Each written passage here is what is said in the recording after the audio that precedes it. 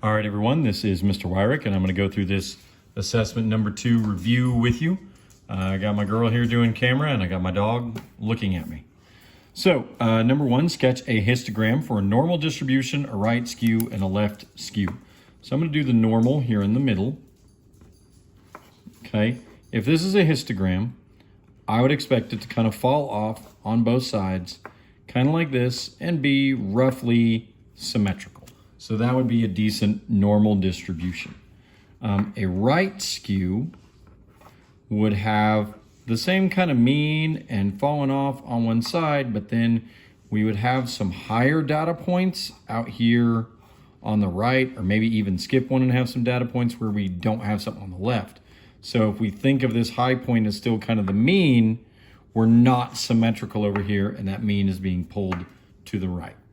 The left skew then, again, we've got this high data point. We kind of come down. We're almost symmetrical, but then we've got some higher data or some extra points over here on the left that would be pulling our mean over to the left. The two other names that we use for normal distribution would be standard distribution or the bell curve. Use the following information to answer questions 3 and 4. The average border collie weighs 30 pounds with a standard deviation of 7 pounds. The average being 30 is accurate. I made the 7 up. So give a weight range that would include 95% of all border collies. Keep in mind when we're looking at the normal distribution, we have the mean. Within 1 standard deviation is 60%. Within 2 standard deviations is 95%. And within 3 standard deviations is 99.7. So I need to go 2 standard deviations. 30 plus 7 is 44. And then 30 minus 7 would be 16. So in the weight range of 16 pounds to 44 pounds should include 95% of all border collies. Mr. Wyrick's border collie weighs 44 pounds. That's made up. She's in better shape than that. Mr. Wyrick's border collie weighs 44 pounds. What percent of border collies would weigh less? So this is something that we didn't necessarily talk a whole lot about in class. If we have 68%, I did tell you to do this. We have 34 and 34. If we have 95, 95 minus 68 would be 17, which means we have 13.5% here and 13.5% here.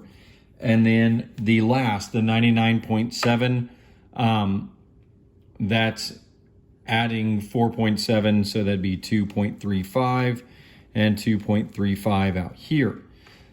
That's not 100%, so you got to go a little bit further to get the 100%. If my dog is right here, 2 standard deviations above, this going this way is 50%. So 50 plus 34 is 84, plus 13.5 is going to be 97.5%. Okay? A score of 34 falls 3 standard deviations below the mean. So here's my mean, 1, 2, 3, here's 34. And 59 falls 2 standard deviations above the mean. Find the mean in the standard deviation. So this is 1, 2, 3, 4, 5 standard deviations. 59 minus 34 is 25. So the standard deviation is 5. If I go down 2 from 59, that would put me at 49 for the mean. If I go up 3, that would also put me at 49 for the mean. For a certain test in English, 68% fall between 60 and 80. What is the standard deviation? If 68% falls in between them, then that's 1 standard deviation away on each side of the mean. So here's 60, here's 80. Right in the middle of that would be 70. So the standard deviation would be 10. It's 10 from 70 to 80 and 10 from 60 to 70. On the back side, the mean weight for cooked hot dogs is 1.6 grams with a standard deviation of 0.2 grams. Give the range of weights that would include 68. So 68 would be within 1 standard deviation. So that would be 1.4 up to 1.8. 95% would be 2 standard deviations, so 1.2 up to 2.0. And 99.7 would be 3 standard deviations, which would be 1.0 all the way up to 2.2. On the last test, Davy got a score of 95, which was 2 standard deviations above the mean. If the standard deviation was 3, what was the mean? That means we subtract 6 from this. The mean was an 89 on the last test.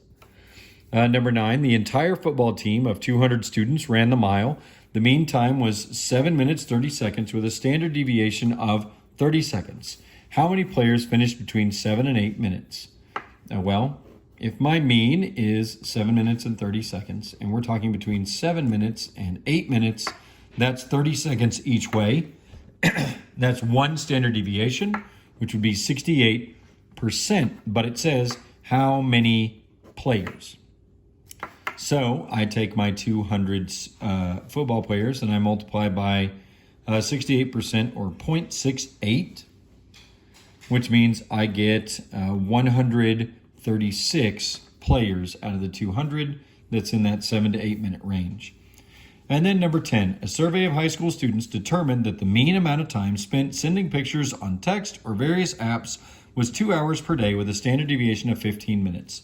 Assuming a normal distribution, what amount of time would be greater than 84% of the other users?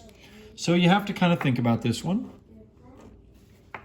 Greater than, so this kind of goes back to the question about the dog and how much bigger than the other ones.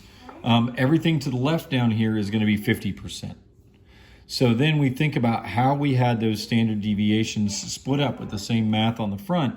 This is 34, so if we take 50 plus 34, that's 84%. So 1 standard deviation above the mean would be larger, more than 84% of the other users. So that's 2 hours and 15 minutes. All right, hopefully that gets you through. If you have any other questions, you can make sure to ask them before we take the test on Wednesday. Good luck.